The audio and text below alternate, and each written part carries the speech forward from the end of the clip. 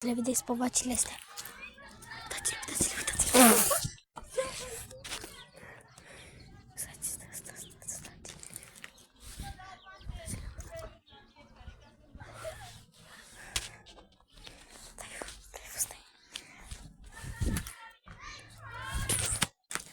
Deci, dar nu se vede.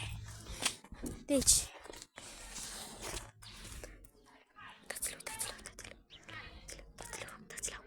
Uitați-le acolo, le-ați văzut? Le-ați văzut, mă? Le-ați văzut? Stai că mai vă arăt o dată, Uitați-le, le-ați văzut? Da, le-ați văzut destul. Deci ca să le vedeți mai bine, vă arăt așa, gen. Uitați-le, vedeți? Vedeți? Una blondă, una creață, da.